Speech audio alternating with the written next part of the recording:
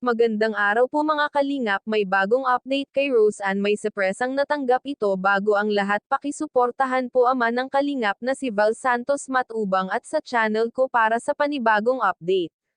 Mga kalingap, ang laki ng pinagbago ni Rose Ann, parang kailan lang naghihirap sila at biglang nakaahon sa hirap.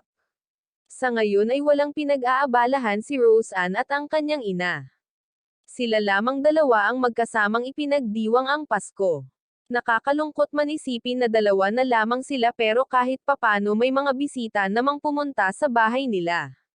Sa pagbisita ng kalingap kasama ang katambal ni Rose Ann at may tampuhan raw ito sa isa't isa. Tila ba naghihingi ito ng pasensya sa nagawa nito kay Rose Ann, bakit kaya? Mukhang sincere sila sa isa't isa, tila bang napakatahimik ni Rose Ann, di man lang siya nagsasalita sa una at may relasyon na ba talaga sila?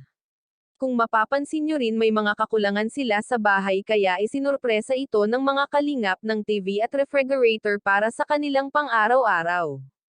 Tuwang-tuwa ang mag-ina sa ibinigay sa kanila, tila bang napakatamlay ng pakiramdam ni Rose Ann, bakit kaya?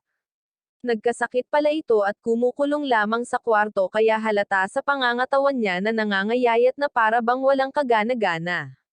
Kung tutuusin ay hindi pa ito masyadong magaling, kahit sa may nararamdaman si Rose Ann hinarap pa rin niya ang mga kalingap para hindi ito maging iba sa paningin ng mga manunood o kaya ng ibang tao.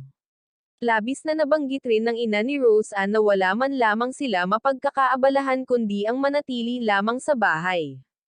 Marami ang pagbabago ni Rose Ann, may maganda at maayos na tirahan at bukod pa roon ay may sapat na panggastos sa pang-araw-araw. Di tulad ng dati na nagsasakripisyo si Rose Ann magbenta ng Wallace para lang may ipagamot sa kanyang nanay.